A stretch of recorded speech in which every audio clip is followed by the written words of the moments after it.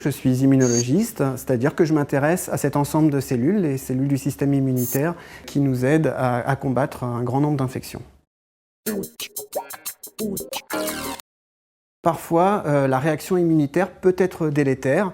C'est ce qui se produit par exemple dans le cadre du rejet de greffe, où l'organe greffé, par exemple un rein, va être sous l'attaque du système immunitaire qui va le reconnaître comme un élément étranger.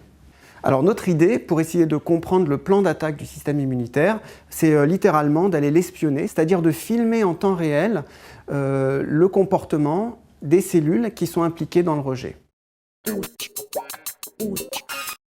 On utilise un microscope qui est extrêmement perfectionné et on obtient ainsi un film en 3 dimensions où l'on peut observer la chorégraphie des cellules du système immunitaire.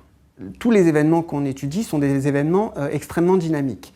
Essayer de comprendre les règles du jeu d'échecs simplement en regardant une photo fixe de l'échiquier, c'est souvent insuffisant. Par contre, si vous pouvez suivre le déroulement de la partie, là, vous collectez suffisamment d'informations pour comprendre les règles du jeu.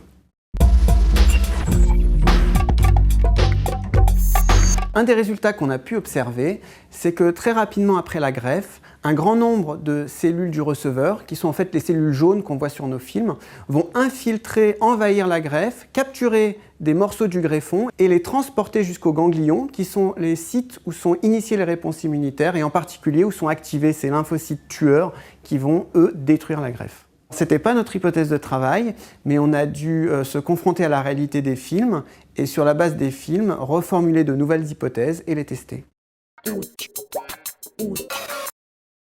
Évidemment, à long terme, on aimerait développer de nouvelles cibles thérapeutiques. Il faut savoir que les patients qui sont transplantés sont souvent soumis à des traitements qui sont immunosuppresseurs, qui sont lourds, longs et pas dénués d'effets secondaires. Alors en bloquant le flux cellulaire qu'on a identifié, on pourrait peut-être limiter le processus de rejet de greffe.